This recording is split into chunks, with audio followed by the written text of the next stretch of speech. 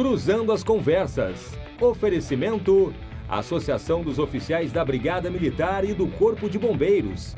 Defendendo quem protege você. E Porto Color.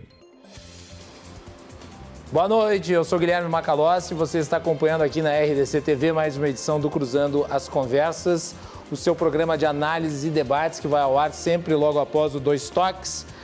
Ontem nós não tivemos a programação esportiva porque fizemos o nosso especial na RDC TV. Quem decide é você. Entrevistas com os candidatos a vice-prefeito de Porto Alegre, também a prefeito de Porto Alegre. Uma série de entrevistas, uma em sequência da outra. Começamos com o Ricardo Gomes, depois Miguel Rosseto, Sebastião Melo e Manuela Dávila. E você pode conferir a íntegra desse programa especial nas nossas redes sociais, @RDCTV Digital, em todas as plataformas, no Twitter, Facebook, Instagram e YouTube. Você também acompanha o Cruzando as Conversas através do podcast. É só procurar no Spotify, no Google Podcast e também nos demais agregadores. E no site rdctv.com.br. Clique na aba Podcasts e tenha acesso à íntegra do nosso programa. O Cruzando as Conversas é um oferecimento da Associação dos Oficiais da Brigada Militar, defendendo quem protege você. E Porto Color, soluções gráficas.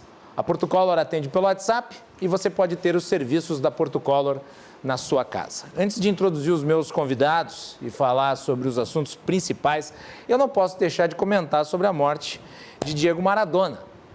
Mas eu vou abordar a morte de Diego Maradona sobre um outro prisma.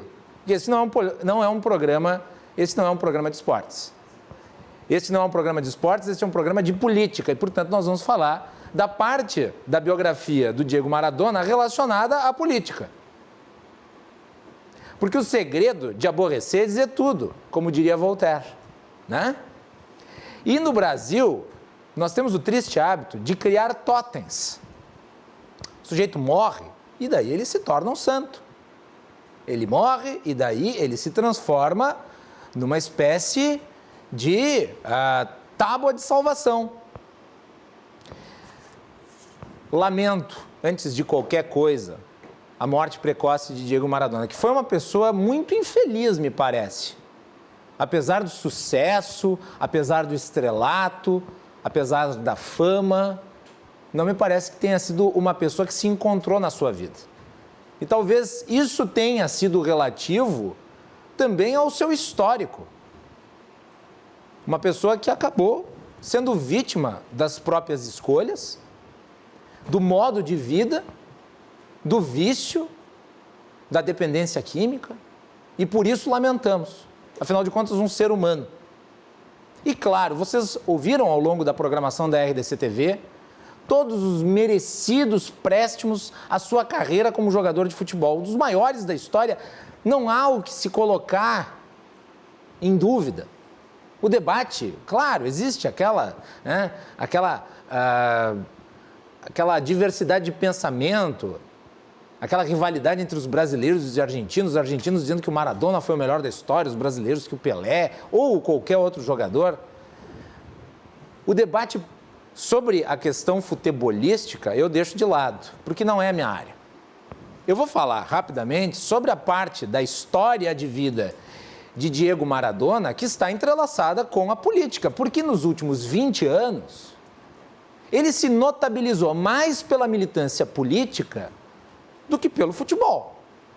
Ficou o legado do jogador que foi colocado a serviço do que há de pior. Sim, do que há de pior. Diego Maradona se associou politicamente a um bando de ditadores na América Latina. A começar por Fidel Castro, que governou Cuba desde 1959. Aliás, hoje nas redes sociais tinha uma diretora do Instituto Lula dizendo: morreu Diego Maradona no mesmo dia que morreu Fidel Castro. Que perda para a democracia. Fidel Castro associado à democracia? Sujeito que foi responsável pela institucionalização do paredão, que fuzilou 17 mil pessoas, que produziu a ditadura, que proporcionalmente é a mais violenta de todas as ditaduras das Américas. que exilou mais de 100 mil pessoas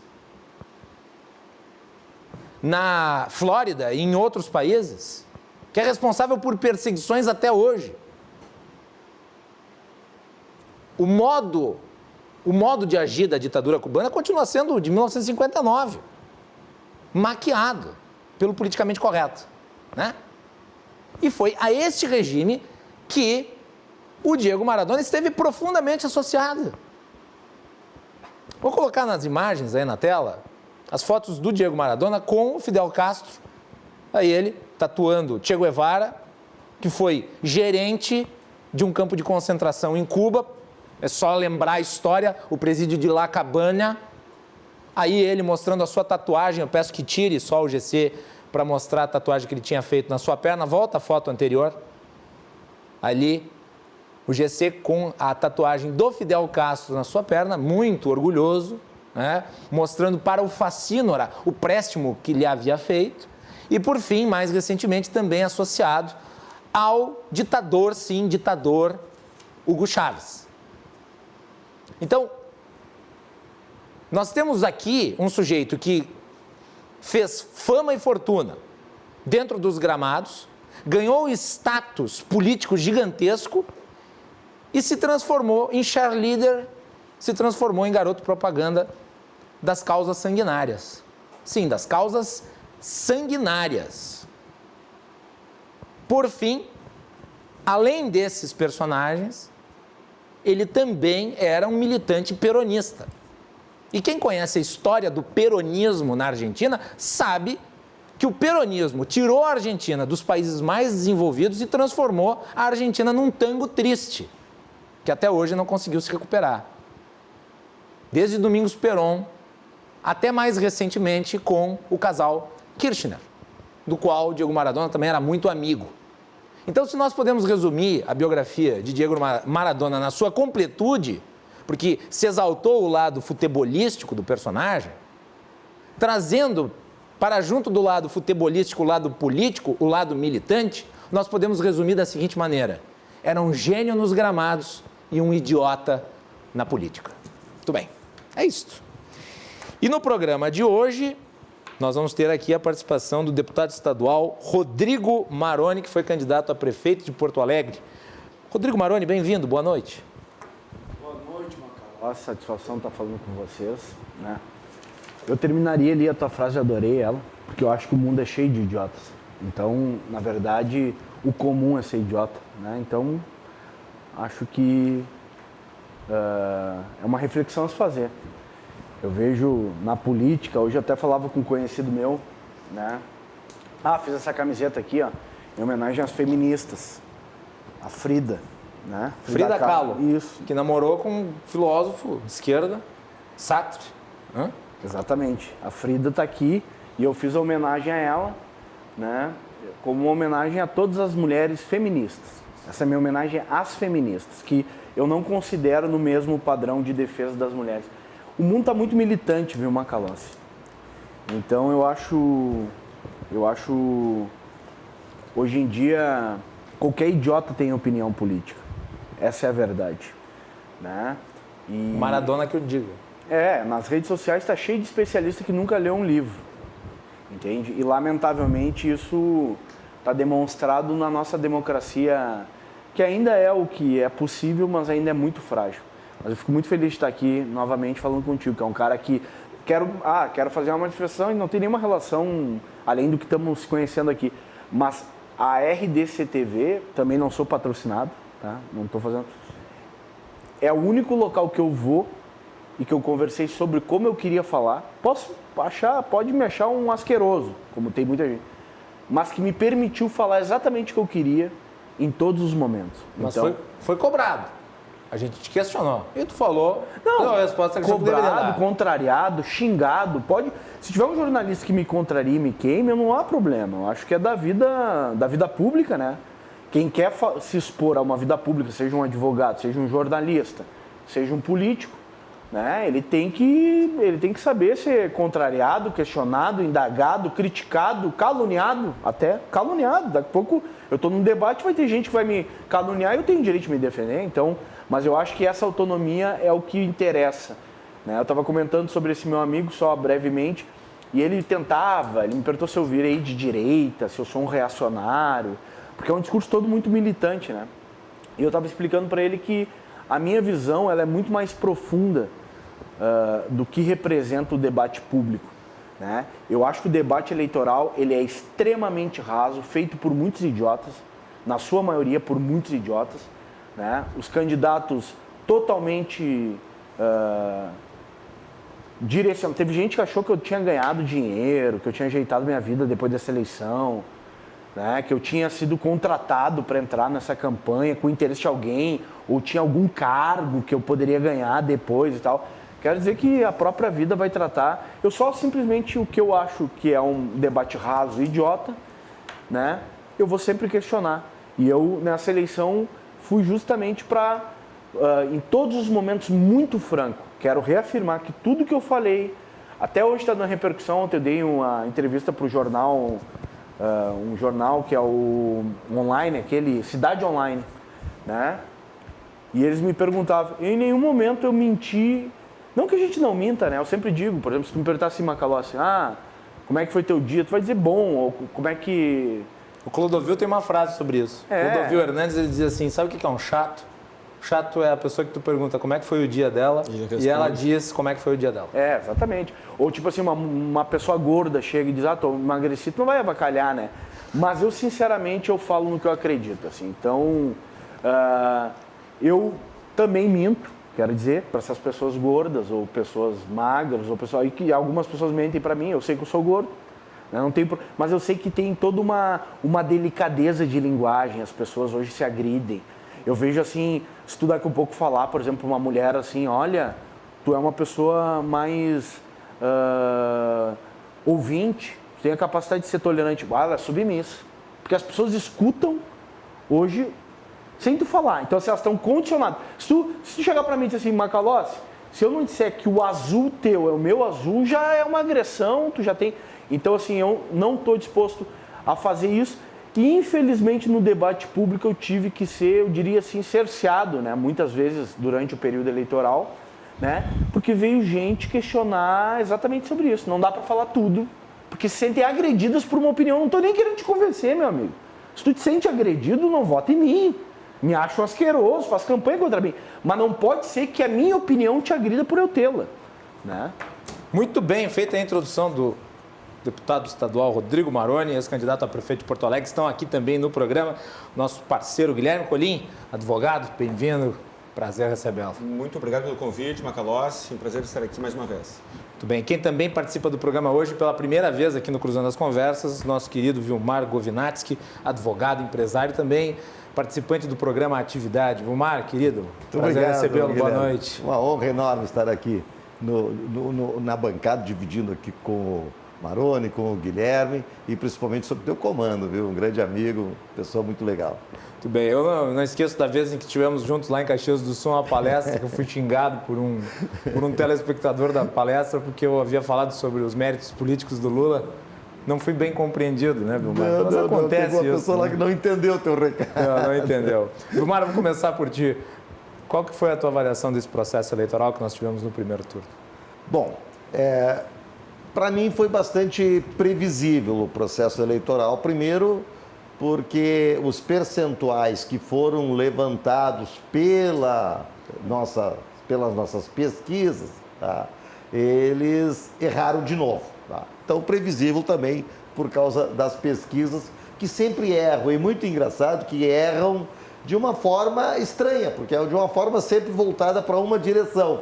Tá? E tu vai ver, na verdade, quando a coisa realmente vai para a urna, no escrutínio, a realidade é outra e totalmente diferente. Claro, nós tivemos uma situação de, tipo assim, um acidente de percurso, que foi a retirada da candidatura de José Fortunati, né? E com isso deu uma sacudida realmente nos resultados. Mas, de qualquer sorte, aquelas pesquisas, para mim, estavam realmente erradas, estavam realmente incorretas. De outra banda... Por exemplo, o Ibope deu 10 pontos a mais para a Manuela Dávila, do que ela teve. Né? Pois é. Ela teve menos. Chegou na véspera isso eu vou dizer aqui frente às câmeras, para os nossos telespectadores, porque eu disse para muita gente, postei nas minhas redes sociais, uma semana, poucos dias antes do primeiro turno, eu disse, olha, do jeito que eu estou vendo a situação ocorrer, Melo vai passar da Manuela ainda no primeiro turno, chegando em primeiro lugar. Bom, mas claro, houve esse acidente de percurso com a situação da saída da candidatura de José Fortunati.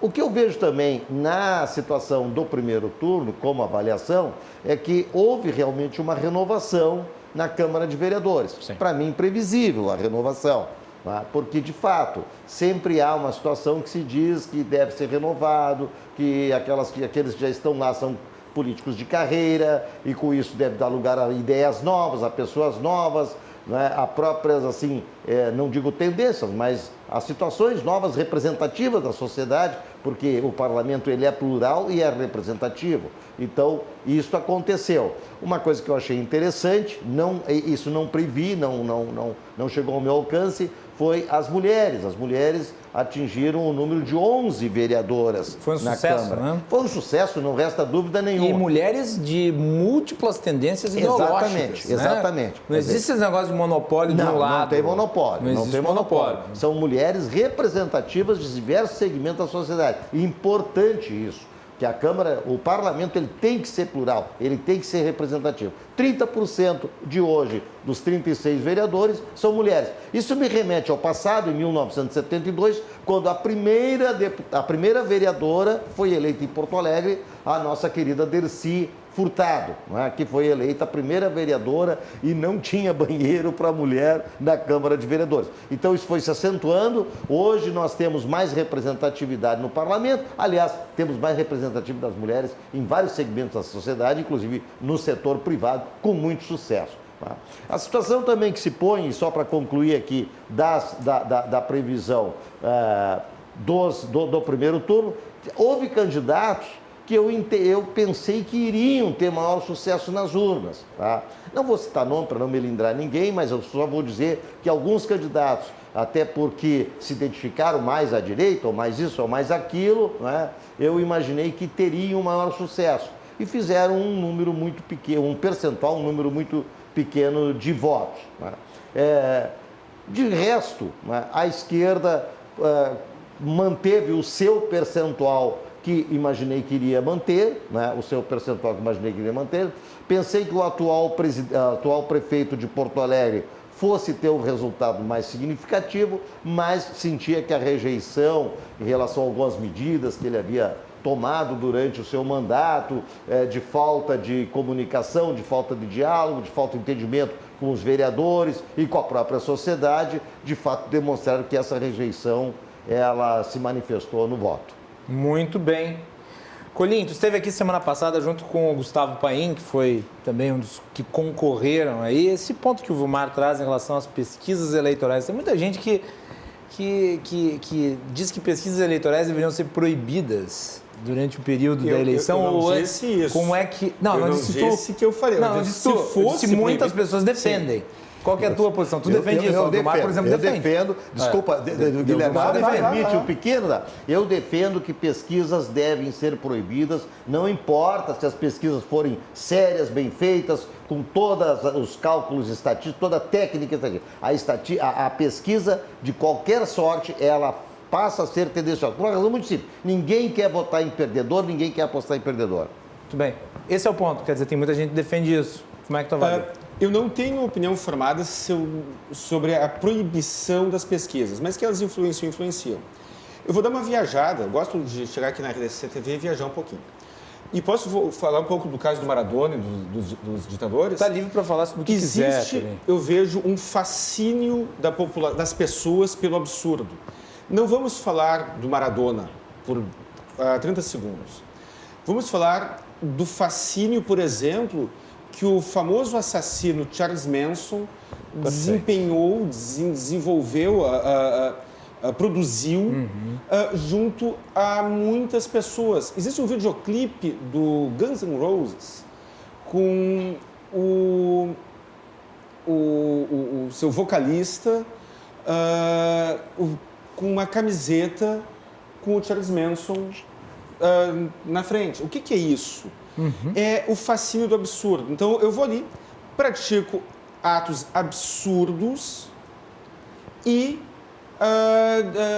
caio na admiração, conquisto a admiração de muitas pessoas.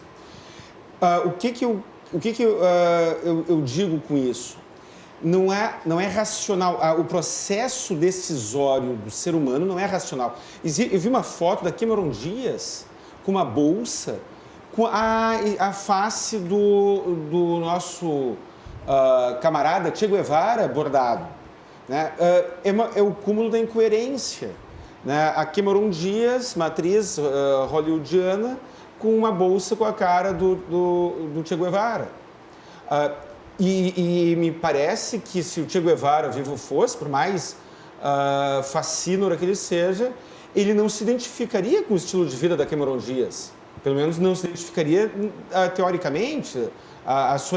Ele não gostaria de ver associada a sua imagem junto a ela. E ela, por outro lado, aceitou associar a sua imagem à dele. Por quê? Não é racional. Agora, eu sou advogado, estudei economia também, e sou um psicólogo charlatão. Nunca passei na frente de uma faculdade de psicologia, mas eu penso sobre o assunto. Existe um componente emocional inconsciente no processo decisório. As pessoas decidem o que farão, para qual time vão torcer, para qual bandeira partidária vão apoiar, com base em critérios que não são racionais, não são coerentes, muitas vezes. E agora, então, respondendo a tua pergunta, depois da minha viajada aqui. As pesquisas. Não sei se eu sou a favor da sua proibição, em função do meu apego aos conceitos libertários. Acho que a informação é um direito das pessoas. Por outro lado, a desinformação compromete o processo eleitoral. Se um médico erra, ele é processado e tem que indenizar o paciente. Se o advogado errar no processo, perder um prazo, prejudicar um cliente, eu serei processado e terei de indenizar o meu cliente. Se um instituto de pesquisa erra, não acontece nada, porque tem uma margem de erro, porque é muito fácil. Se eu agora, instituto de pesquisa, digamos que eu fosse pesquisador, decidir obter um determinado resultado, eu quero saber se o Bolsonaro tem um índice de aprovação maior ou menor. Mas eu quero direcionar. Eu vou num clube de tiro, paro na frente de um clube de tiro e pergunto o que eles acham do Bolsonaro. O resultado será um. Ou então eu vou num reduto esquerdista e faço a mesma pergunta, o resultado será outro. Eu tenho condições de legalmente, sem fraudar nada, manipular o resultado.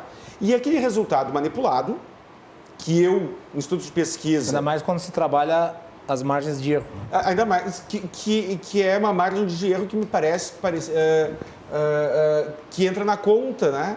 Eu tenho a margem de erro, então eu posso jogar para o lado que me for mais conveniente. Então, há um conflito de interesses. Há um conflito de interesses por parte daquele que entrega aquela informação. Do ponto de vista teórico, a divulgação das pesquisas, ainda mais com essa ineficiência que nós temos assistido, não só no Brasil. Olha o que aconteceu na eleição passada nos Estados Unidos, em que Donald Trump foi ridicularizado e depois ganhou a eleição. Isso mostra... Não apenas na antepenúltima, mas como na última. Nessa última também, os institutos de pesquisa dos Estados Unidos erraram em vários lugares. Por exemplo, na Flórida, era dado como certo que o Biden ganharia. E ele perdeu por uma diferença expressiva. Mas na anterior foi mais gritante. Foi ainda pior. Foi muito mais gritante nos Estados Unidos. Ou seja, é um problema mundial. Minha pergunta, no que acrescenta... E vou voltar para o início da minha fala. Não tenho certeza, não tenho convicção se eu sou contra ou a favor da proibição das pesquisas eleitorais. Mas eu estou convidando a ponderação. No que acrescenta nós sabermos quem está na frente, quem está atrás? isso interfere no processo decisório do eleitor. Pode ser que o eleitor tenha uma autoestima baixa, tenha um problema psicológico qualquer e queira associar o seu voto àquele candidato com uma chance maior de vitória. Tem a questão do voto útil, tem uma série de elementos psicológicos que interferem. No que acrescenta eu saber quem está em primeiro lugar nas pesquisas? A minha dúvida é essa. Convido a reflexão sobre isso. Antes de passar a palavra para o nosso deputado Rodrigo Maroni, que está aqui conosco, eu quero só ler o comentário da Lizzie Bock. Ela me fez uma correção. Diego Rivera. Ela escreveu: até onde sei, Sartre tinha uma relação com Simone de Beauvoir. Isso. Não com Frida Kahlo. É verdade, eu me confundi, porque a Frida Kahlo ela teve uma relação com o Trotsky. Trotsky, exatamente. Trotsky. Mas o Trotsky parece que ele teve um probleminha, né, com o Stalin. Ele abandonou o movimento. Ele tomou uma machadada na cabeça do mercado. Né? Aliás, eu recomendo que assistam a série. Ele ficou com dor de cabeça, inclusive, depois disso, né? Eu recomendo que assistam a série Trotsky, que está disponível no Netflix e que mostra a natureza homicida daquela gente lá, os revolucionários bolcheviques. Tem uma mensagem aqui da Valquíria para ti, deputado. Ela está te xingando, eu não vou ler toda a mensagem, vou censurar as ofensas. Inacreditável darem voz, depois de tudo que fez na campanha política. Eu vou dar aqui vou defender a presença do deputado aqui. O deputado é um parlamentar eleito, ele é representativo de uma parte da sociedade, concorreu, fez voto e tem todo o direito de opinar e ele arca com as consequências das suas opiniões. Viva a democracia, deputado. Sobre as pesquisas, o senhor se considera prejudicado pelas pesquisas? Primeiro eu queria falar da Valquíria. Valquíria. Até como um recado. Assim. Primeiro que a Frida foi casada com o Diego Rivera. Diego Rivera. Isso. E a Simone com o Sartre. Eu não gosto de corrigir porque eu acho que mas a eles gente tiveram um caso. Na verdade, namorou o Trotsky, né? Na verdade, sim, a turma sempre tem caso, né? É difícil o cara ser meio libertário e não ter casos. Mas eu digo o seguinte, com relação ao Valquíria, a Valquíria que disse... Valquíria, eu tenho pra mim, né, uma coisa que eu já carrego há muitos anos, assim, acho que já... Aquela câmera. Aqui, naquela lá. Aquela lá. Eu falo meio de lá também. Eu não leio, normalmente, o pessoal me pergunta, mano, mas tu não lê as críticas, né, a ti? As agressivas não, eu apago e bloqueio e tal. Mas normalmente quando uma pessoa não gosta de mim, eu gosto de fidelizar, porque eu acho que o ódio ele é fiel. O amor ele não é muito fiel. O amor tu tem que investir muito, tu tem que puxar o saco, tu tem que ir atrás, tu tem que tratar bem. O ódio não. A pessoa te odeia e é uma coisa que ela fica frequente. Então o que eu faço normalmente com as pessoas que me odeiam? Eu estimulo a me odiar mais. Eu adoro, né? Porque eu acho que é uma forma também, um mecanismo de sobrevivência dessas pessoas, de eu viver na vida delas. É um fetiche diferente esse seu. Não, eu acho que eu falo de verdade, assim, eu não perco um segundo, mas eu adoro as pessoas que me odeiam. Isso é da mais alta verdade do meu coração, não é ironia, não é deboche. Isso é muito cristão. Talvez isso seja um pouco do cristão, mas é que sabe o que eu acho, Macalossi? Eu acho que, por exemplo, eu sou fumo, eu como porcaria, eu sou gordinho, né, e tal. Eu acho que isso me aproxima mais do ser humano. Eu acho que a visão cristã de querer ser do bem, de todo mundo gostar de ti, eu acho mega cafona. E na política, no meu ambiente, é muito cafona, é brega. Tu quer gostar de mim, tu vai ter que gostar, ou se não quiser gostar, não tem que gostar. Entende? Os políticos se esforçam para ser gostados. Eu não me esforço para ser odiado, mas eu sei que eu gero ódio e eu fico muito, na verdade, convencido que eu estou na linha correta, assim, né? No aspecto, então... E piso no pescoço. Tem uma frase que eu dizia até pro meu pai: com a inveja tu tem que fazer como que tu combate a inveja. E na política tem muito. Gerando mais inveja. É a única maneira. Tu gerar mais inveja, tu vai... É o único caminho que tem. Só queria falar com relação Debate aberto, senhores. Vocês podem intervir. Pode interagir. Fala aí. Vai lá, meu. Pode abrir. Eu quero fazer um comentário. Me permite, Maroni, claro, eu gosto muito de ti, já nos encontramos em outras oportunidades, estávamos comentando esse programa. Tá? O Maroni representa, para mim, a pessoa da sinceridade. É o sincericídio em pessoa. A minha psiquiatra diz a mesma coisa, só para saber. Eu não tenho nada... Ela falou assim, como é que tu tá na política sendo assim?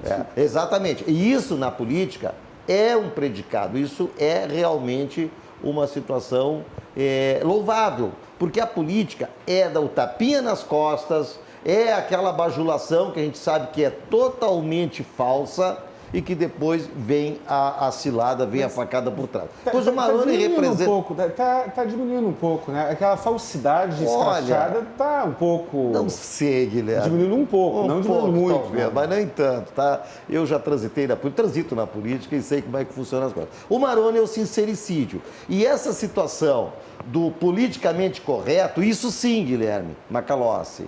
Nós estamos com 2 Guilhermes aqui. Melhor me chamar de Macalossi e ele de Colina. Chama pelo sobrenome. Eu tenho um Guilherme que é meu filho e o meu pai também era Guilherme. Então, estou rodeado de Guilherme. Meu pai já está no céu, graças a Deus. Se Deus quiser. Muito bem.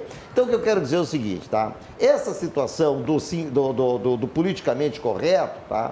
Ela tem que acabar, porque isso aí é um absurdo, a falsidade, o discursinho bonito para agradar, que não é o que o Maroni faz, e por isso que ele se elege, por isso que ele tem eleitores, porque se ele fosse da falsidade, com certeza, porque a causa que ele defende é uma causa super nobre, a causa dos animais. Mas muitos outros defendem a causa dos animais e não se elegem também. Tá? Então não é só esta causa que faz com que ele tenha votos. Essa situação do politicamente correto, eu lembro do meu tempo, eu sou o avô aqui da turma, tá?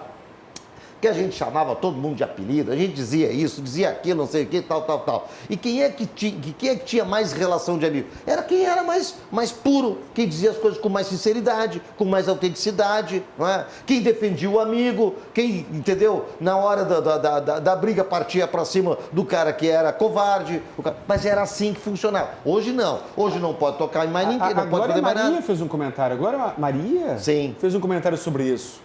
Agora a Maria comentou sobre a questão do racismo e o assédio. Em que no passado ela conversava sobre a questão racial sem essa hipersensibilidade.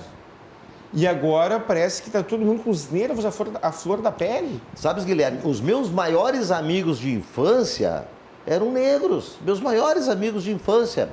Lá no interior de Camaquã, lá nos bancos escolares, tá? E mesmo nos bancos das duas graduações que eu fiz, tá? Então, assim, ó, e a coisa mais pura, quer dizer, brincar com a pessoa, brincar com o jeito da pessoa, né? Ô, seu gordo, ô, seu manco, ô, seu isso, ô, seu aquilo. Era assim que funcionava. Isso é o sincericídio. E isso faz com que a pessoa seja mais pura.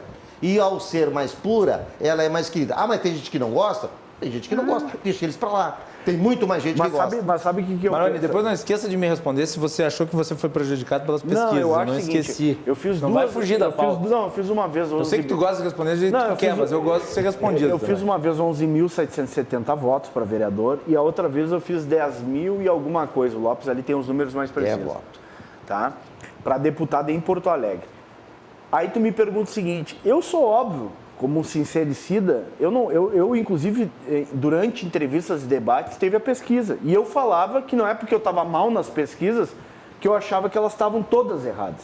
Mas que eu não tenho dúvida nenhuma. A pesquisa do Métodos que nós publicamos aqui na RDC estava certa. Tá, mas então o que eu quero dizer é o seguinte, eu até comentei sobre a Métodos, comentei sobre a Ibope. O que eu acho, tá, Macalossi? Minha opinião, que eu acho que a maior parte da população não sabe votar, ou quase a totalidade, isso eu acho.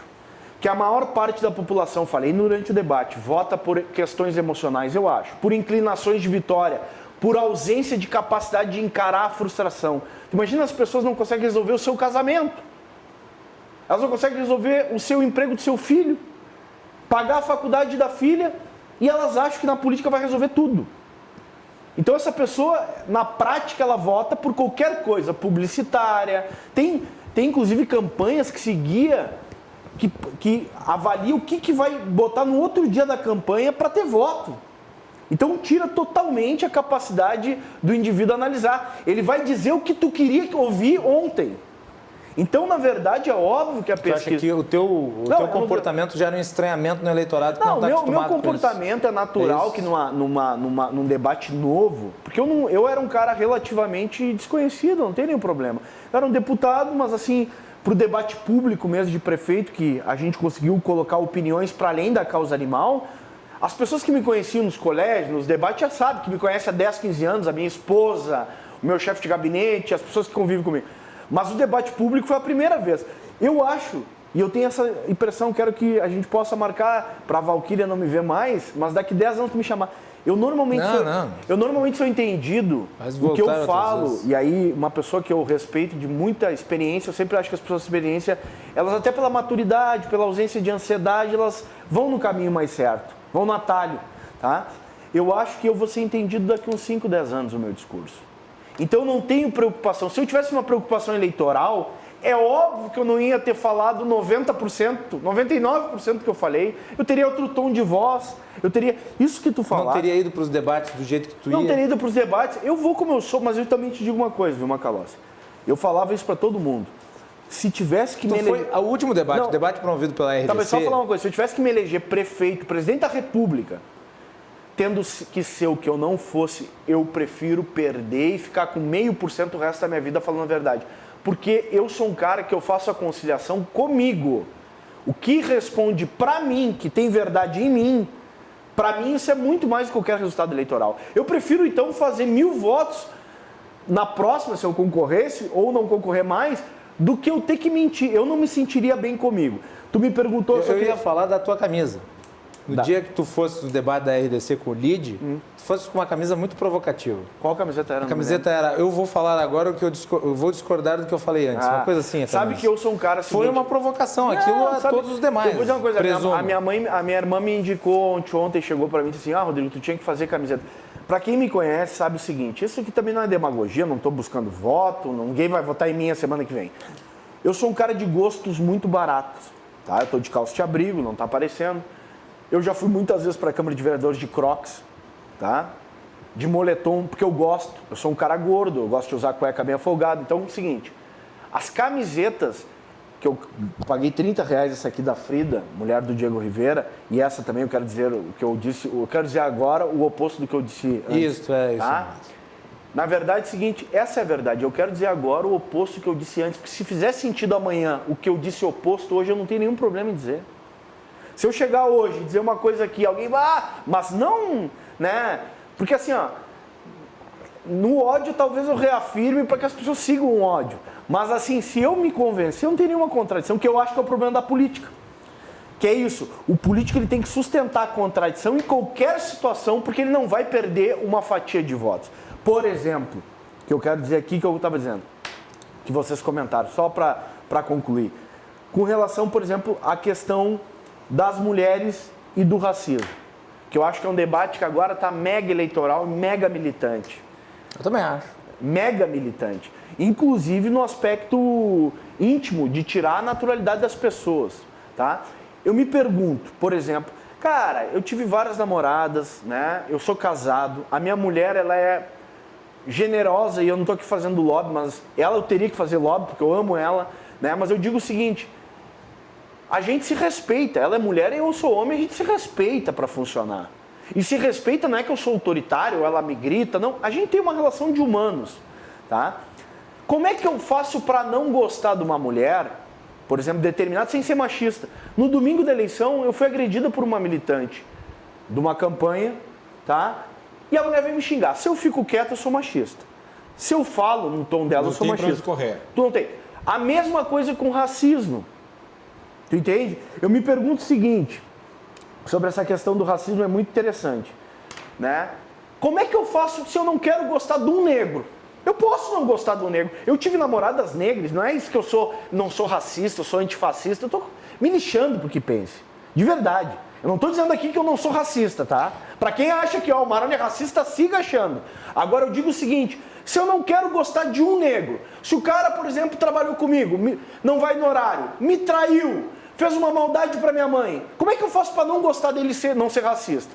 Aí eu até fazia uma provocação. Sabe o que me dá vontade de fazer? É que na realidade tu não. É que o problema do racista não é. Mas é que o problema. Não quer gostar de mim, não gosta. Do Maroni não pode gostar. Mas imagina se eu me boto num coletivo. O problema é que o racista ele não odeia o indivíduo, ele odeia a cor da pele de uma coletividade de indivíduos. Mas eu vou dizer uma coisa pra ti mas acontece que dentro desse argumento, muitas pessoas são rotuladas como racistas. Tudo bem, mas... Porque tiveram uma discussão com um indivíduo. Eu acho o seguinte, Ali não foi uma indisposição, foi um assassinato. Deixa eu só te perguntar uma coisa. Eu, sinceramente, eu perguntei para um negro, tá? Eu perguntei para um negro, tá? Amigo meu, muito amigo meu. E eu tô falando aqui, eu poderia trazer o print da conversa, poderia trazer ele aqui para falar. Cara, fala a verdade para mim. Quantas vezes tu sofreu racismo? Tá? E ele é um cara militante. Ele teria tudo, inclusive, para dizer. Ele se morando no colégio, sim. O que eu quero dizer é o seguinte. Eu não consigo identificar... Tá? É óbvio que tem gente escrota, tem gente que não gosta, por exemplo, assim, ó, é o que eu falo do cara que... Tem gente racista. Tem cara que, por exemplo, assim, ó, que é bobo, bate na mulher, o cara tem que ser criminalizado, tem que ter lei, o cara não gosta. Mas tem gente que não gosta de mim, tem gente que não gosta... Mas o Marrone não é uma raça. Não, mas tem gente que não gosta de italiano. Eu me lembro na minha época lá, que eu ia lá pra casa do meu avô dizia pele dura do interior. Isso sempre tem gente... Então, como é que eu vou obrigar, por exemplo, a todo mundo gostar de bicho? E o pior do que isso... Tá? Eu não estou dizendo para não gostar, tu está tirando naturalidade, tu tem que respeitar. Agora, é uma coisa fundamentalista. Por exemplo, todas as pessoas que não gostam de bicho são minhas inimigas, porque não usaram as palavras que eu queria, estão querendo matar o mundo, não sei o quê. Aí tu gera o ódio. Até porque é o seguinte, sabe como é que eu te convenço a gostar de um bicho, Macalossi? Eu vou chegar contigo e vou dizer, velho, olha só, vou conversar contigo. Eu não vou chegar tão odioso, nós odiamos. Eu vou fazer tu ficar com ódio de bicho. E a mesma coisa que se estimula. Eu vou ser bem honesto para vocês. Acredito que tenha racista, acredito que tenha cara que bate em mulher, tem que ter lei. Isso já tem no Brasil. Agora, tudo que há de coletivo para te explorar eleitoralmente... Por que se explora tanto a questão das mulheres e dos negros? Porque tem viabilidade eleitoral, cara. Eu não falo aqui como alguém... A minha causa tem uma mínima viabilidade eleitoral, mas tem. É uma causa, tem ali 2%, 1% que responde para isso. Mulher é 52%. Os caras identificaram mercado. Isso é mercado eleitoral. Entendeu? E por que eu digo com toda a convicção do mundo que é mercado eleitoral? Isso não tem nada de eu defendo mais. Eu conheço gente, a minha mãe nunca precisou que defendia todas as colegas para ela ser defensora das mulheres. Ela nunca deixou de levar amigos negros na minha casa para dizer que nós éramos contra o racismo. Quem faz muita propaganda, tu entende? Explora. Pô, os caras foram no túmulo do cara lá que morreu no Carrefour fazer ato político. Aliás, a família dele, né, não gostou da exploração política do caso. E está havendo, né, Colim? Me parece evidente. Sem citar... É tudo... Né, mas está tem havendo. Um filme antigo, com Bruce Willis, se não estou enganado, que é Fogueira das Vaidades. E nesse filme, agora o teu programa ele vira também a comentário cinematográfico. Vira imagem, a gente está indicando o filme. Esse é um programa cultural. Sem dúvida. O filme Fogueira das Vaidades, se eu não me engano, com Bruce Willis, mostra exatamente isso. A verdade real, né? Uma redundância, a verdade real, como se tivesse a verdade real. Ela é secundária diante do uso político, do uso ideológico de qualquer situação. E aí a distorção dos fatos será para o lado de quem está distorcendo. A gente não veio aqui para debater o assunto do Carrefour. Mas é que se transformou num fato social e político gigantesco. Mas vejamos o seguinte, se eu agora for no mercado e for agredido, não será racismo. Se outra pessoa negra for no mercado e sofrer a mesma agressão que eu, será.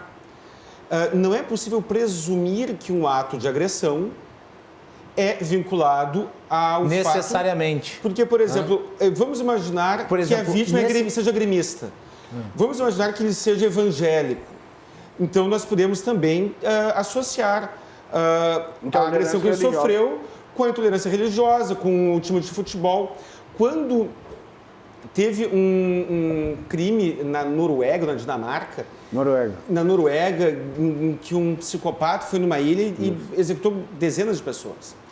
E o assassino, ele havia sido iniciado na maçonaria.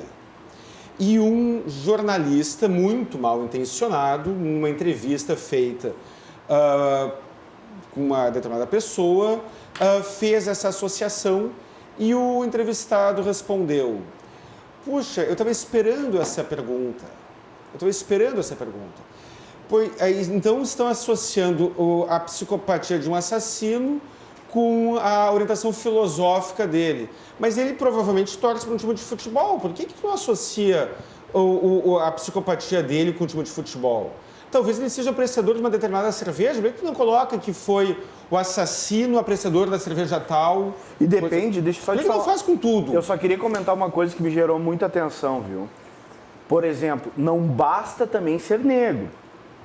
Tem que ser pobre. Não, tem que ver o cálculo publicitário que isso dá. Por exemplo, um brigadiano negro, que na minha opinião representa o pobre, porque um brigadiano é pobre. Trabalhador é assassinado, não há mobilização. Então, assim, é que nem a Já questão... aconteceu um caso assim. E não há mobilização. E que nem as mulheres. Não basta ser mulher, tem que ser mulher militante de esquerda. Mas essa questão Entende? é o Então, seguinte, assim, é que o brigadiano, ele representa a autoridade. E aí a intenção, me parece, é a de associar a vítima com um grupo que não esteja associado ao Estado ou à autoridade. O brigadiano é pobre? É. Mas ele usa uma farda e representa o Estado no caso, seu desempenho. Só 2 pontos sobre o... Um sobre o caso do Carrefour em si, outro sobre isso que tu está falando agora da visão em relação à polícia em si. Quanto ao caso do Carrefour, tudo ali leva a crer que foi um caso de violência excessiva empregada pelos seguranças despreparados e não me parece haver elemento sustentatório para que se transforme isso num caso de racismo. Existe racismo no Brasil? Eu discordo do presidente Bolsonaro e do vice-presidente Hamilton Mourão. Existe racismo no Brasil, existe muito racismo. Agora, o debate não é esse. O debate não é se existe ou não racismo. É como esse racismo se identifica. Ele é um racismo institucional? Não, ele não é institucional. É velado. Ele é velado. Né? Aliás, o Joaquim Nabuco descreveu ele muito bem. Né? E houve isto sim a importação de uma situação, a tentativa de se plasmar o que aconteceu nos Estados Unidos. O George Floyd. O George Floyd sim foi morto por uma questão racial que nos Estados Unidos é muito forte. Lá existiu a segregação objetiva. Aqui houve um processo de construção social diferente. Eu não estou dizendo que existe uma plena democracia racial. Mas não é a mesma coisa que os Estados Unidos, é diferente. O racismo praticado lá é o racismo que se pratica aqui é outro. De qualquer modo, para que você constitua um crime de racismo, é preciso haver uma evidência disso. E eu não pretendo aqui culpar a vítima por nada. A vítima é a vítima, ela que foi assassinada. Mas ali me parece que houve uma confrontação que terminou com o uso excessivo de força. O uso excessivo de força se concluindo na morte do indivíduo. E o uso que era uma pessoa, inclusive, que tinha já passagens pela polícia. Ou seja, eu não estou dizendo que isso justifica... Não sabe, né? Isso não justifica... O agressor não sabe. Mas isso tem não... passado pela polícia, então agora tu vai apanhar mais, vai apanhar dobrado. Mas deixa eu só concluir. Isso não justifica o que se deu, porque ninguém faz justiça com as próprias mãos. Agora, ao que parece, pelos vídeos internos, ele era uma pessoa que já transitava naquele local e que causava distúrbios. Havia uma atenção generalizada das pessoas que trabalhavam ali para com aquele indivíduo. Isso justifica a agressão? De forma nenhuma. Nem o mesmo soco que ele deu num dos seguranças. Nada justifica o assassinato dele, pelo amor de Deus. Agora, a partir disso, concluir que se trata de um caso de racismo, não faz sentido.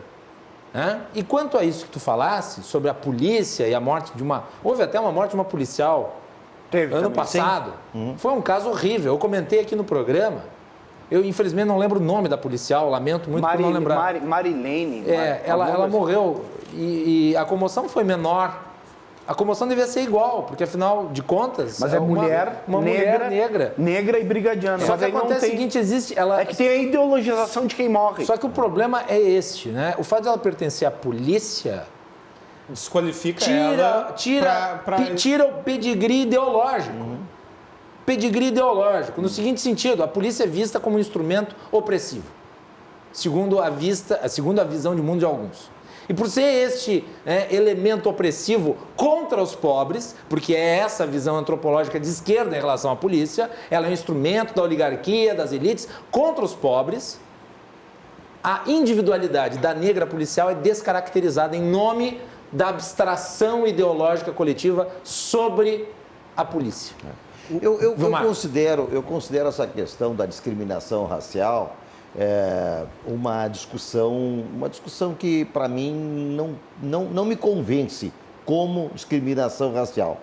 Para mim, a sustentação dessa discussão é mais em cima da discriminação social, a discriminação do poder econômico da pessoa. Tá? A gente vê muitas pessoas que são de cor branca discriminadas em função do seu grau de pobreza, da sua falta de posses, da sua falta de dinheiro. No caso, discriminação contra pobre, no caso. Contra qualquer pobre, cor. contra pobre. Esta é a grande verdade. No Brasil, nós sempre tivemos isso e no mundo existe isso. Agora, nós tivemos Castro Alves, por exemplo. Castro Alves foi venerado desde que começou a escrever os seus primeiros livros. E Castro Alves era negro.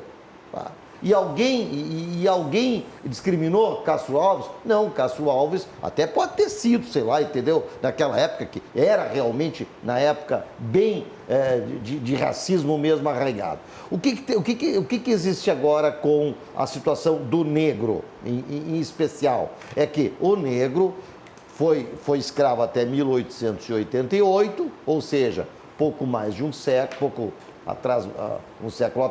mais de um século atrás, mas em função dessa situação de ter sido escravo, etc., e não poder ter progredido economicamente, óbvio que ele caiu na camada do empobrecimento, caiu na camada da discriminação social, e aí muito mais ele é o pobre da nossa nação do que o branco em geral. Mas a discriminação, para mim, é muito forte na questão social. E isso eu posso falar de cadeira, porque eu sou lá do interior de Camaquã, eu sou lá do interior da colônia de Camaquã, e quando eu fui estudar na cidade, eu fiz o curso primário todo com a minha mãe, no interior de Camaquã, no interior do interior, onde não havia nem luz elétrica. Quando eu fui estudar num colégio de freiras em Camaquã, no meio da alta sociedade, dos grandes arrozeiros, dos grandes poderosos, eu me senti discriminado socialmente, com toda a minha branquitude. Não era negro, aliás, eu até talvez por isso eu tive muito mais amigos negros do que brancos, mas a discriminação veio em cima da situação econômica. E isso é o que mais para mim prepondera. O caso do Carrefour, Macalossi, Guilherme e Maroni, deputado Maroni, não tem absolutamente nada, para meu juízo, de racismo. Não foi uma situação, tu é negro, nós vamos te expulsar daqui, nós vamos tirar para a rua, só porque tu é negro. Não, havia uma circunstância, como bem disse o Guilherme, de uma pessoa conhecida, de uma pessoa que provocava algum tipo de distúrbio, enfim, claro que não justifica, mas absolutamente. Desassocia da questão racial. Não. Desassocia da questão racial. Para mim, dissocia totalmente. Agora, houve claro, isso aí, poxa vida, não é? Mas ele saiu dali, ele bateu no segurança, aí no meio daquele calor, daquela coisa, os caras realmente erraram redondamente e acabaram assassinando. Eu queria... Rapidinho que nós vamos para o intervalo. Quer fazer na volta do intervalo? Nós já estouramos o tempo. Estouramos, então? Nós já estouramos o tempo do primeiro bloco, mas se tu quiser, se for rápido... Não, é só duas coisas que eu quero... 30 segundos. Vai, nós estamos fora da lei eleitoral aqui, por favor. Tá, eu nunca vi, Macalossi, eu quero dizer, porque eu tenho que fazer um relato pessoal. Dizem que não pode falar, então quer dizer, tu não pode falar, não pode defender, né? Eu nunca vivenciei, eu quero aqui falar a minha experiência, nenhum caso no meus círculos, na minha faculdade, no meu colégio, na assembleia, de alguém que chegou e disse, olha, eu vou me retirar porque é negro. Eu nunca vi, eu nunca presenciei. Isso eu tenho que relatar. Ah, mas não tem gente boba? Imagino que sim, no número de idiotas que tem no Brasil. Segunda coisa que eu quero comentar, eu dos 16 anos, eu ia no Carinhoso, na Evolução aqui em Porto Alegre. Até meus 22, 23 eu frequentava bar de samba onde era 100% de negros. Inclusive minhas namoradas, até os 22, 23 anos, eram quase a totalidade de negras, tá? E eu falo isso porque eu tinha uma questão de gosto pessoal, como eu gosto de determinada coisa, e ela também gostava. E é óbvio que lá tinha alguns negros que tinham estranhamento. Eu não estou dizendo que tem racismo, mas tinha um estranhamento por eu estar ali, ser uma figura diferente. Então assim, ó, isso é muito individual. Eu particularmente sou um cara que sempre me relacionei com negro, com gay. Não estou dizendo assim, não sou racista, porque também tudo é medidor por quem? Quem é que é esse termômetro? Eu li uma frase das mais idiotas, que é o seguinte: o teu silêncio é racista. Aí eu fiquei me perguntando, o cara tá lá trabalhando, a mulher tá fazendo faxina, tá construindo a casa, aí daqui a pouco não tá nem pensando nisso, mas se ela não se pronunciar de forma militante, ela é racista. Olha que nível que está sendo colocado. Né? O nível de histeria. Não, histeria eleitoral, porque isso para mim é público. Sabe por que o indivíduo que quer defender o negro, sabe o que faz? Quer defender o negro, vai nas delegacias e pega todos os casos de negro que foi acusado de furto, de latrocínio, de homicídio, e vai acompanhar o caso de forma silenciosa, coloca um advogado à disposição, defende. Isso é lutar de forma autêntica. Entendeu? Vai lá nas delegacias, acompanha no judiciário, acho que tem que fazer. Se essa causa que sensibiliza, é que nem eu com os animais. Eu saio catando nas ruas porque eu quero. Agora, eu não vou fazer disso aí uma passeata que eu acho que é militante, eleitoral, que é sempre em busca de uma pauta, como a esquerda está sem pauta, em busca dessa tal de revolução que nunca chega. Entende? Então, tudo que pode juntar 500 mil pessoas, vamos botar uns 3, 4 políticos lá, dar discurso e dizer que nós defendemos essa fatia aqui. Muito bem. Voltamos na sequência com o Cruzando as Conversas, aqui nos estúdios da RDC TV. Você fica conosco, já voltamos.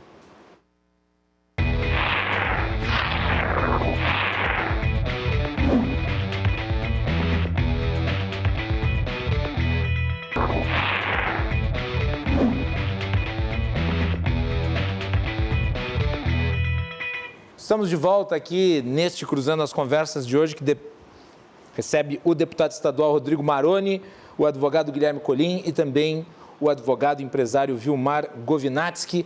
Você que nos assiste pode acompanhar o programa pelos canais 24 e 524 da Claro Net TV, pelas redes sociais @RDCTV Digital. O nosso programa é um oferecimento da Associação dos Oficiais da Brigada Militar, defendendo quem protege você. E de Porto Color Soluções Gráficas. A Porto Color atende pelo WhatsApp e você pode ter os serviços da Porto Color na sua casa. Eu já quero antecipar aqui amanhã que nós vamos ter uma entrevista com um dos maiores conhecedores da questão racial no Brasil, que é o escritor Paulo Cruz. Paulo Cruz vai participar amanhã aqui do Cruzando as Conversas, falando sobre a questão que foi abordada anteriormente, no bloco anterior, e que no seu âmago, na realidade, é o debate sobre a existência ou não de um racismo estrutural no Brasil. Paulo Cruz é um entendedor da matéria, um estudioso da matéria. Ele, inclusive, tem um curso chamado O Brasil é um País Racista, e eu recomendo, desde já, que vocês acompanhem amanhã essa entrevista que eu vou fazer com ele aqui no nosso programa. Muito bem, vamos lá, vamos continuar aqui. Maroni, um debate que foi muito forte no primeiro turno, envolvendo você, e que tu mencionaste aqui, é o da eventual misoginia das tuas falas.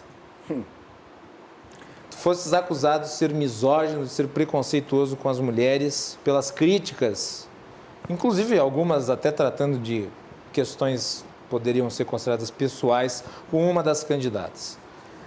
Como é que tu avalia aí a repercussão do episódio, inclusive, que foi nacional?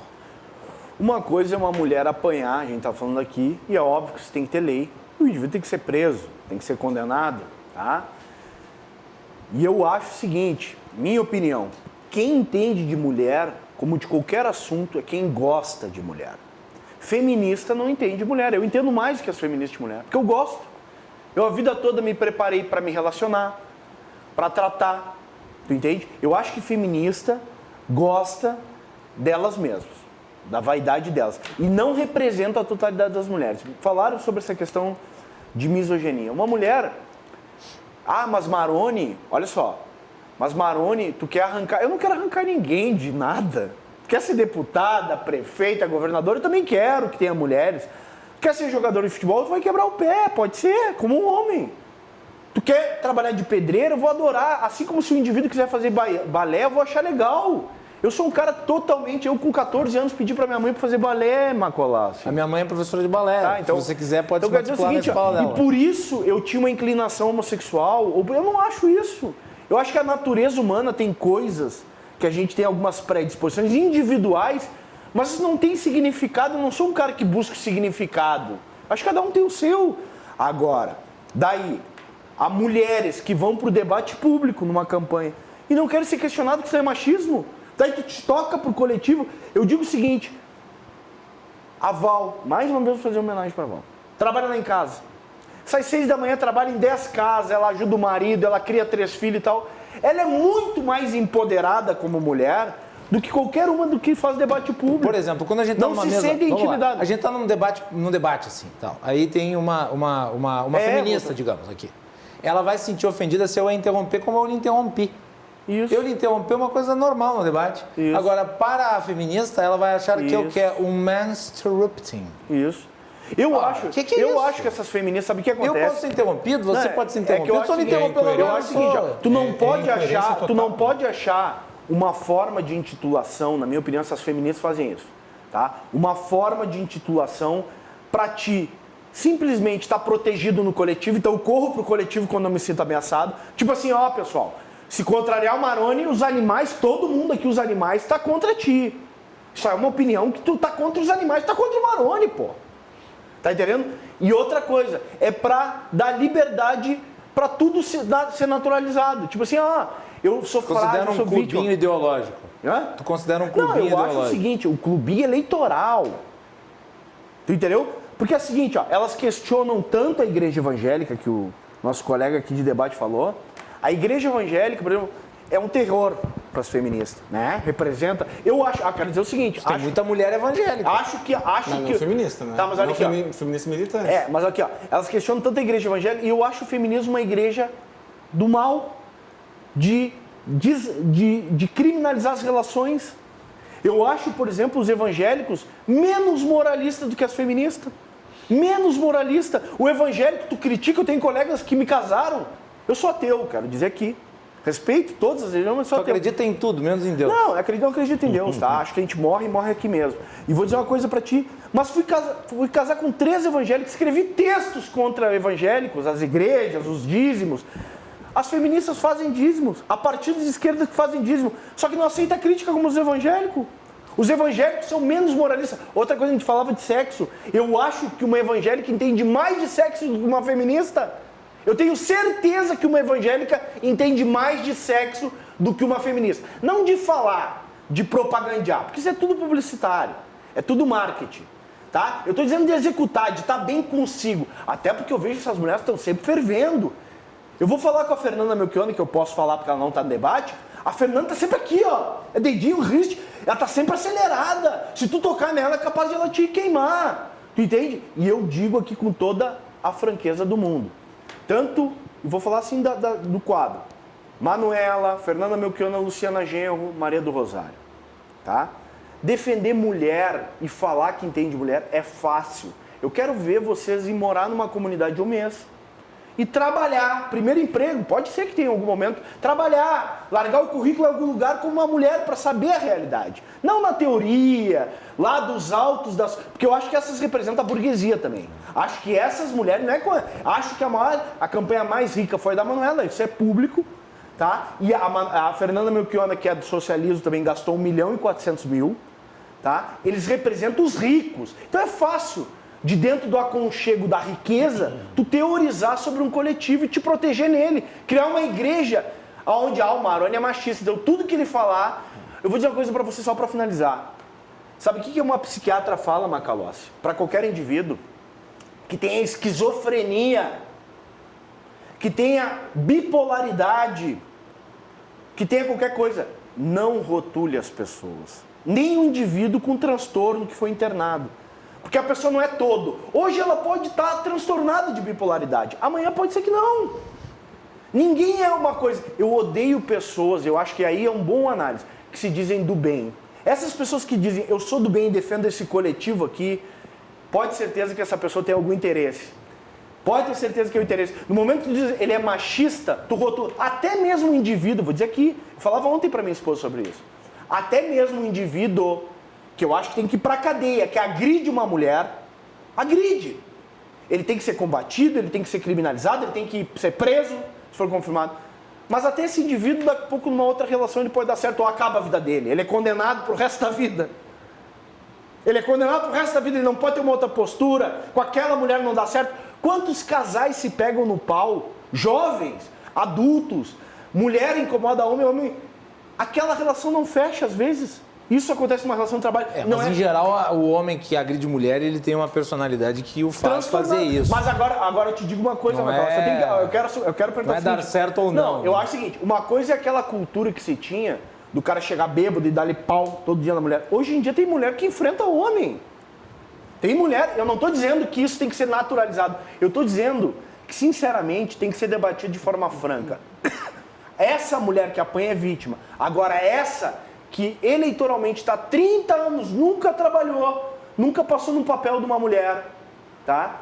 E se coloca nesse coletivo, com certeza ela tem um interesse para além desse. Vilmar? Olha, todas as tá questões... bom esse debate, hein? Tá bom, sim, tá ótimo. Todas essas questões sociais em defesa de determinadas situações, principalmente que sejam mulheres, que sejam animais, que sejam questões raciais, enfim, tá? Todas são válidas, todas são muito válidas, são necessárias. A gente sabe muito bem, a história nos conta, né? A questão industrial, como é que aconteceu, a própria exploração de forma desumana do trabalho do homem, enfim, e das mulheres também. O grande problema de tudo isso chama-se ideologização. Trouxe o fator ideológico. Então, no momento em que a pessoa lá diz assim, o feminismo vai defender todas as mulheres. Não, não é para defender todas as mulheres. O feminismo foi criado para defender as vulneráveis, as mulheres vulneráveis. E quem vai se preocupar em defender a primeira-ministra da Alemanha?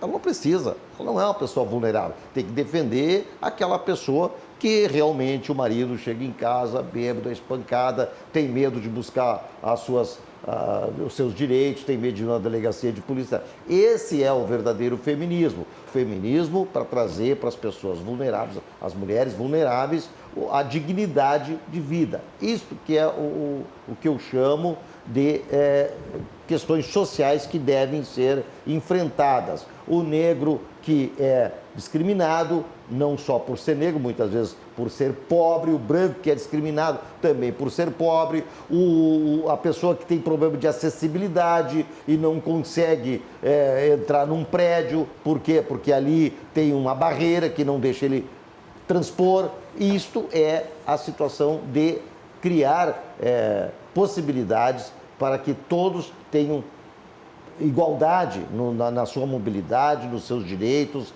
nas suas perspectivas de vida. Mas não pode ser ideologizado, não pode ser politizado. E o grande problema que se vê hoje é a politização. A politização em tudo. Tudo é politização. Tudo capitaliza de forma política para ter um ganho eleitoral, para ter um ganho de alguma forma no sentido político. E isso que foi dito aqui em relação aos grandes defensores dessas causas, esses defensores dessas causas, muitas vezes nem chegaram perto das dificuldades dessas pessoas vulneráveis. O próprio Karl Marx, que é o grande defensor da questão de capital-trabalho, nunca trabalhou na vida, vivia dependente da mulher. Nunca trabalhou na vida, mas o grande defensor dos trabalhadores. Então, isso é balela, isso é conversa. Temos que pensar de forma racional, de forma humana, não deixar que as arbitrariedades, que a justiça aconteça, mas não de forma generalizada. As mulheres agora vão enfrentar os homens, porque as mulheres são iguais ou melhor e tal. Por que não as pessoas? Por que não as pessoas? Por que não como eu queria que houvesse o combate à violência contra a pessoa. Exatamente. Mas a mulher, o negro, o pobre, o deficiente é vulnerável. Sim, na maioria das vezes é vulnerável, mas vamos olhar o caso concreto. Eu tenho um amigo, um grande amigo, o nome dele é João Pedro, e ele diz o seguinte, hoje, claro, isso é em linhas gerais, né? Tem mulher que bate que nem homem e apanha que nem menininha. Por quê? Porque existe uma legislação que trata desigualmente as pessoas. Pelo seu gênero, pelo seu... Isso se chama de discriminação positiva.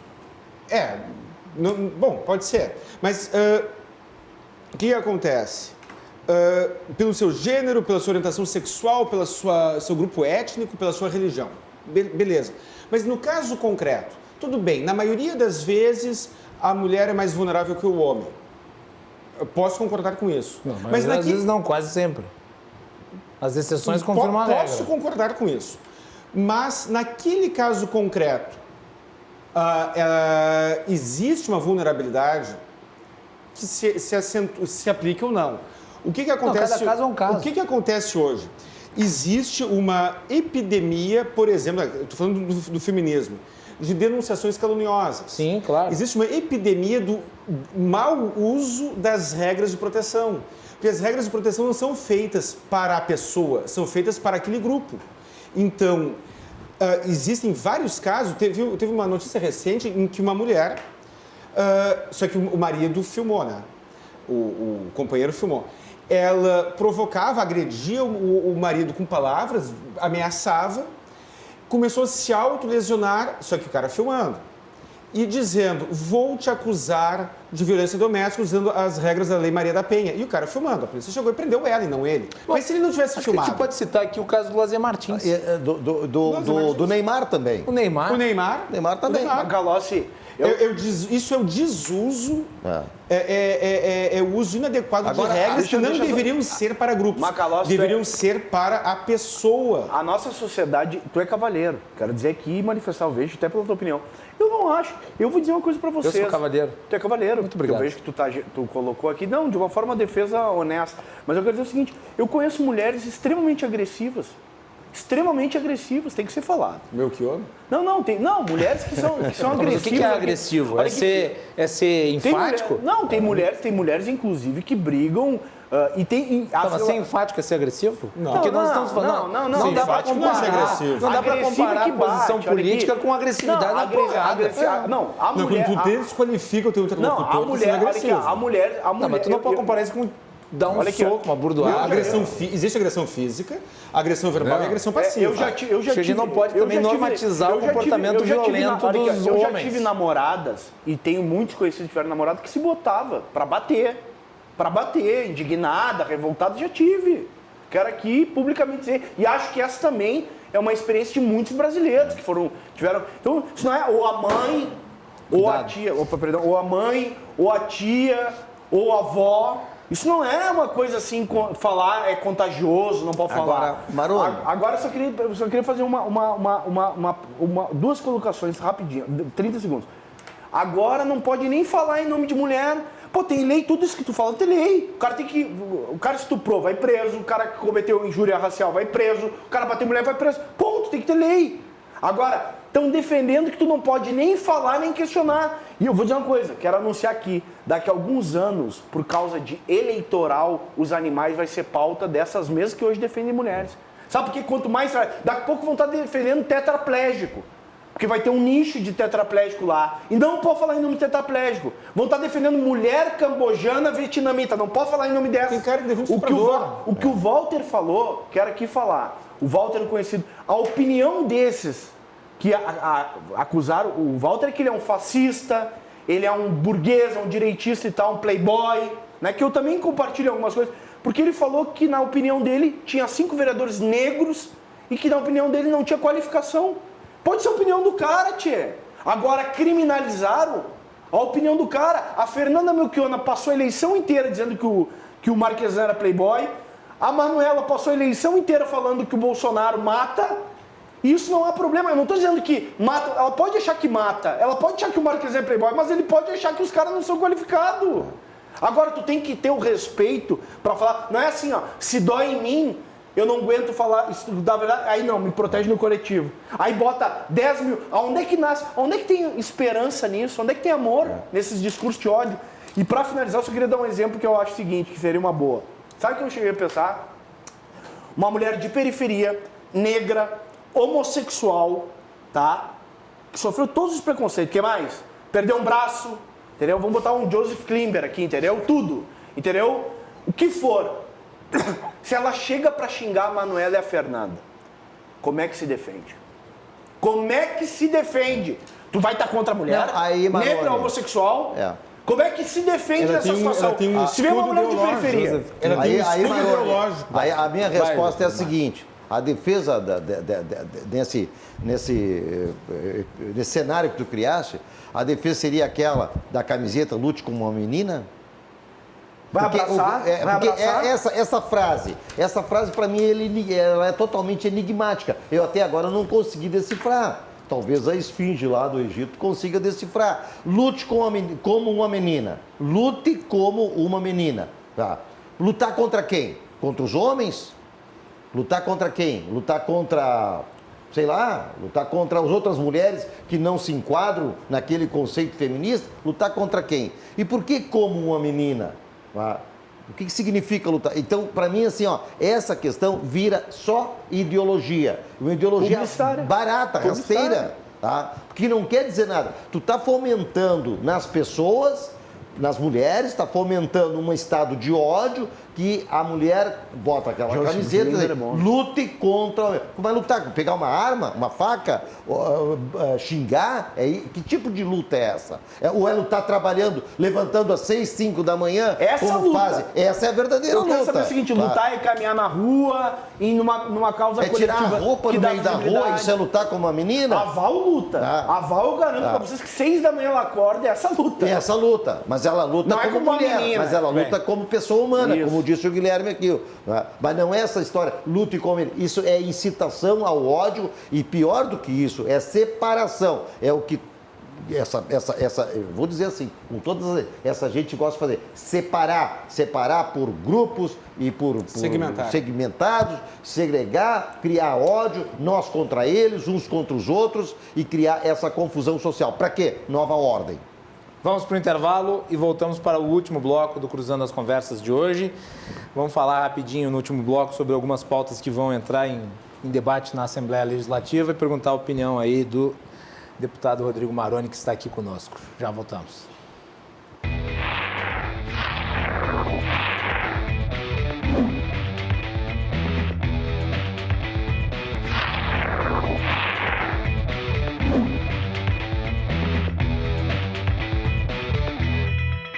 Último bloco do Cruzando as Conversas de hoje. Amanhã nós temos entrevista com Paulo Cruz, escritor, professor de filosofia, colunista da Gazeta do Povo. Vamos falar com o Paulo Cruz sobre a questão do racismo no Brasil. Então fiquem ligados. Paulo Cruz, que é autor de um curso online chamado Existe Racismo no Brasil? Ele vai comentar aí essa situação toda, a questão do racismo estrutural, amanhã às 22h15 no Cruzando as Conversas. E no final de semana nós temos a cobertura das eleições 2020, desde às 8 da manhã até a meia-noite. Nós vamos fazer a maior cobertura do segundo turno aqui nos nossos estúdios e você é convidado para acompanhar. O nosso programa é um oferecimento da Associação dos Oficiais da Brigada Militar, defendendo quem protege você. De Porto Color, soluções gráficas. A Porto Color atende pelo WhatsApp e você pode ter os serviços da Porto Color na sua casa. Último bloco mais curto. Nós temos aí alguns projetos que estão para serem debatidos na Assembleia Legislativa.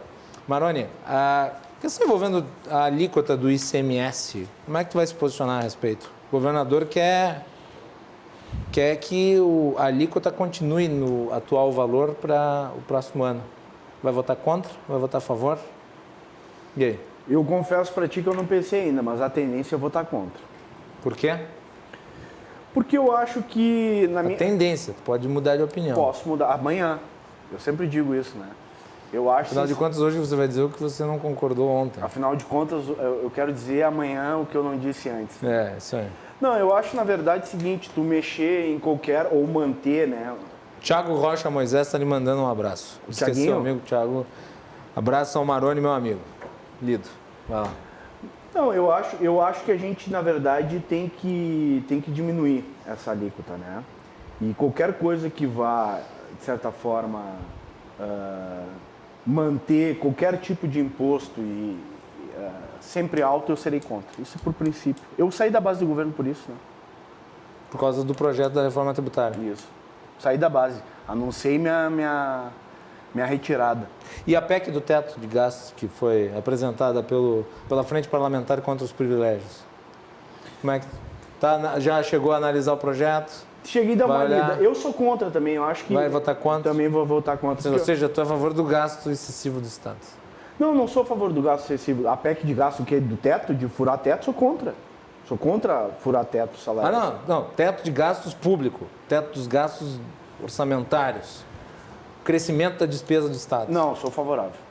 Sou favorável porque eu acho que, por exemplo, serviço público tem que ser pago, eu acho que o que existe no Estado tem que ser mantido, entendeu? Mesmo que isso gere endividamento para o Estado. Acho que está quebrado o Estado, acho que o município está quebrado, eu estava até dizendo a capacidade de... Mas assim, tu não tem como, por exemplo, tirar de educação, de saúde, no meio de uma pandemia. Mas no caso a PEC do teto, ela não engloba os recursos para saúde e educação, né? Ela congela do restante.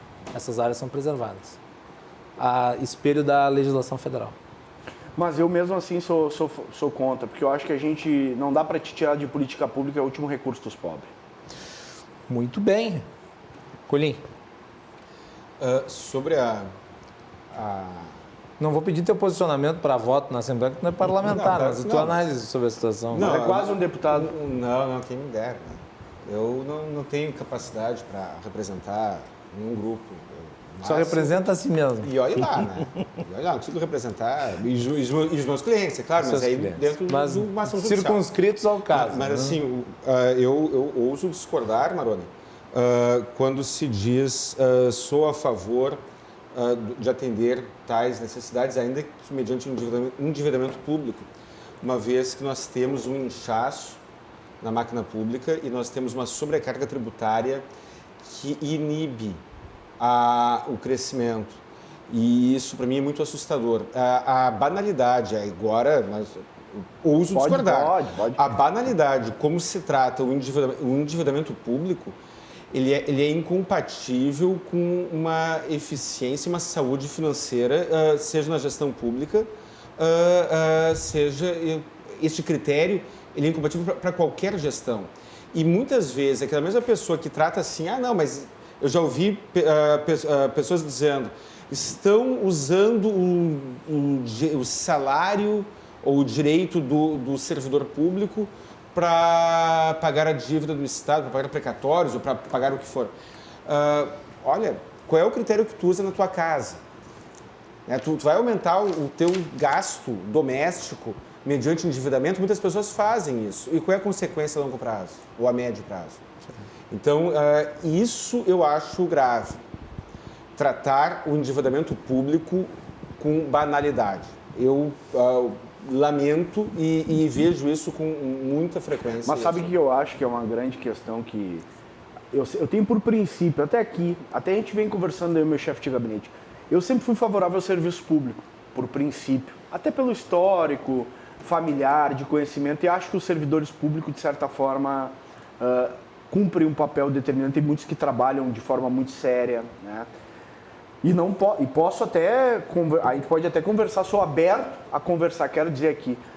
Mas eu acho que nesse estado tão detonado que já está, o serviço público é a última instância real. Eu acho até os gestores são substituíveis, sabe?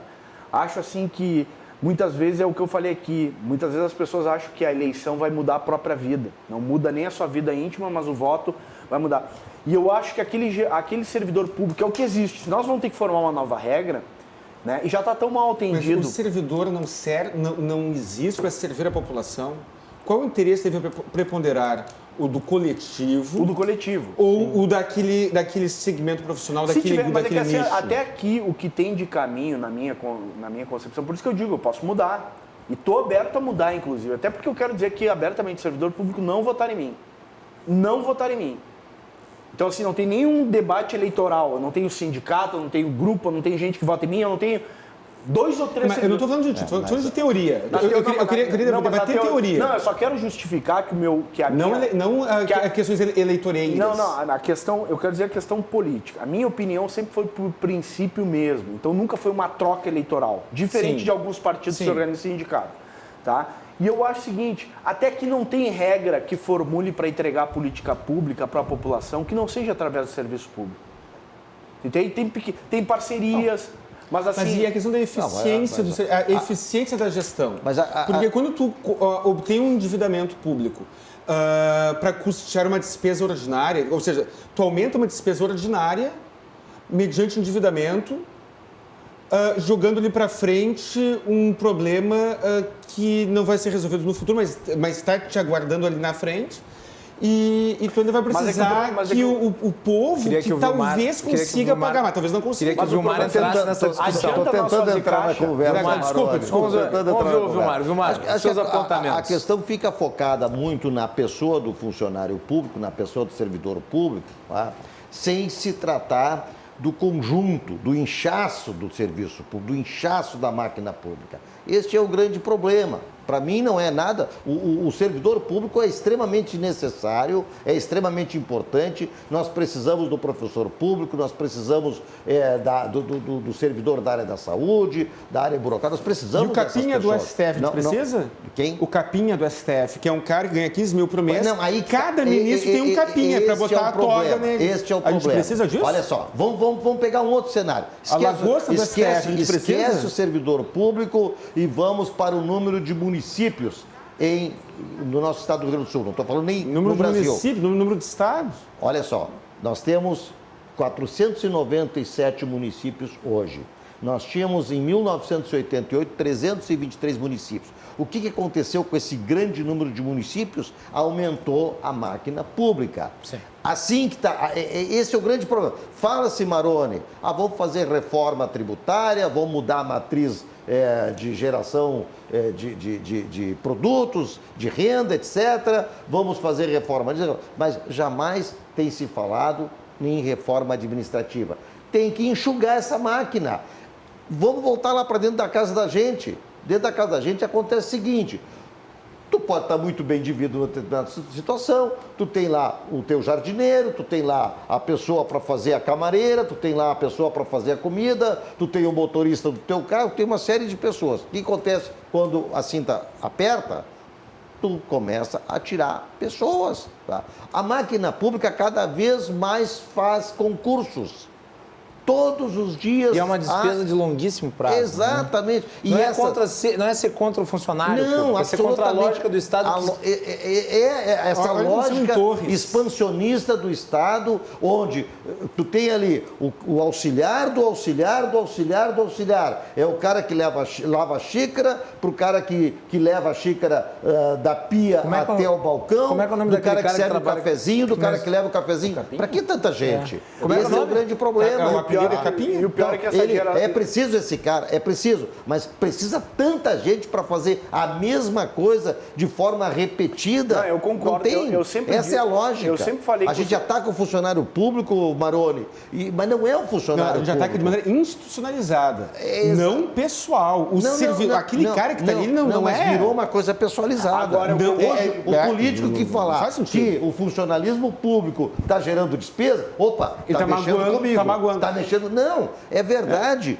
O inchaço da máquina pública é uma coisa absurda. Absurda. Vamos comparar a nossa máquina pública do Brasil com a máquina pública de outros estados, de outros países. Tá? Sabe quando é que ganha o juiz de direito na França em início de carreira? 3 vezes o salário mínimo.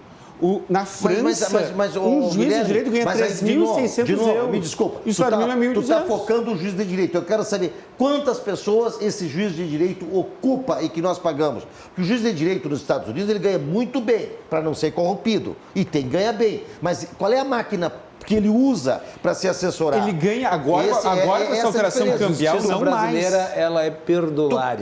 Tu pega o pessoal dos tribunais. Ele ganha mais que no Brasil. Tem tribunal. Agora não mais que a alteração cambial. Cada vez não vão conseguir. O próprio STF, se tu colocar todo mundo, isso são dados que são públicos, se tu colocar todo mundo a trabalhar ao mesmo tempo... Não tem espaço. Não tem espaço. Precisa toda essa gente? Alguém está contra o funcionário público? Não, nós não estamos contra o funcionário público. Eu estou contra essa máquina que cada vez aí tem que manter a alíquota que o governador disse que não ia manter. O governador disse que ia baixar os 18%. Não, agora tem que manter. Não, agora tem que aumentar. Agora, tem que reduzir a máquina? Não, ninguém fala nisso. Por quê? Porque é proibido, não é? Não, eu acho que tem a questão, eu vou ser bem honesto. Para encerrar, Mara. Para encerrar, eu fui criado por uma geração que o serviço público era necessário. Hoje eu vejo muitos jovens, a única perspectiva que houve. É que eu arrumei a gravata aqui e ele estava olhando ali para a tela. A única perspectiva de emprego é o concurso público. Absurdo. Entende? A minha irmã, Mas é ruim isso. Não, é muito ruim. É Até ruim. porque não tem alternativa. A pessoa Hoje, tem que ter como objetivo eu na vou vida dizer- dela empreender, na vida privada. eu vou dizer uma coisa para vocês. Na iniciativa Das privada. pessoas que eu conheço, da minha geração, que se formaram ali e tal, uns 20% estão trabalhando nas suas áreas de forma empreendedora. Talvez uns 40% seja de concurso público que passaram. E os outros 30% estão desempregados ou saem do país. Então, essa é a realidade do Brasil hoje. E o que Então, tu acha do serviço público ser um objetivo de vida? lamentável. Eu posso dizer uma coisa para vocês? Primeiro que eu quero dizer aqui, eu quero fazer um relato que minha mãe é funcionária pública, tá? E não é pessoal, mas eu acompanho. Funcionário público, tirando os grandes, os altos cargos, tá? E a gente tem que fazer essas defesas, na maior parte são trabalhadores. Não, mas ninguém tem. Aqui, o problema não é. O problema não é o policial. Não é o professor. Muitos estão ganhando. Agora eu quero dizer Não o é seguinte, isso. eu sou parceiro, quero dizer aqui, fazer a primeira vez que eu vou falar sobre isso aqui publicamente, até porque eu não tinha pensado, tá? Mas quero dizer, sou parceiro e não me escondo atrás das minhas opiniões, ou das novas opiniões, ou das novas formulações, ou da ausência de opinião. Às vezes eu tenho ausência de opinião. Quero dizer o seguinte, com relação à questão da reforma administrativa para o futuro, acho que era uma boa medida de reduzir, mas planejar daqui em diante. Exato. Entende? Já que é um prejuízo... Mas o governador aprovou o texto da reforma administrativa e gerou a economia.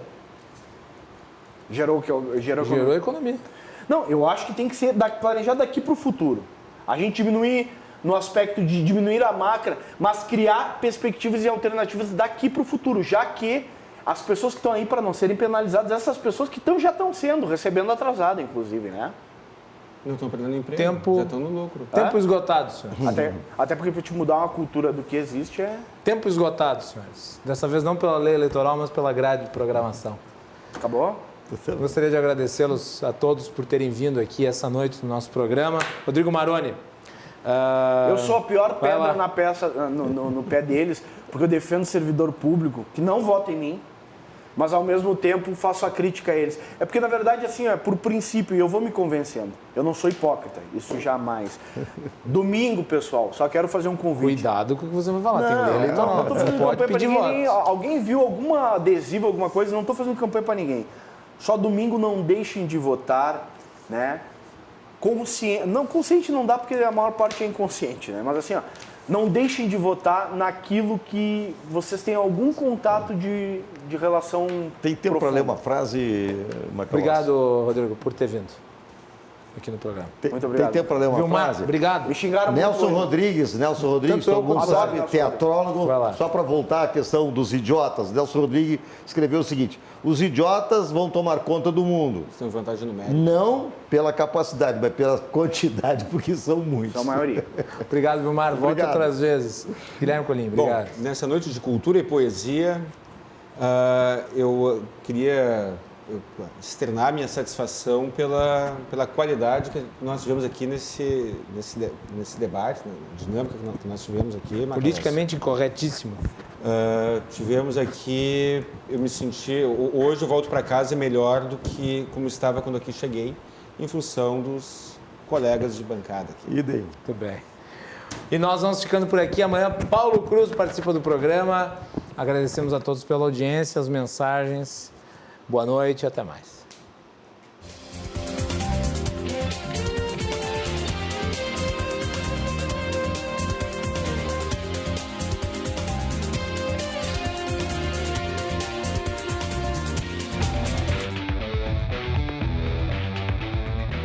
Cruzando as Conversas. Oferecimento: Associação dos Oficiais da Brigada Militar e do Corpo de Bombeiros. Defendendo quem protege você. E Portucol.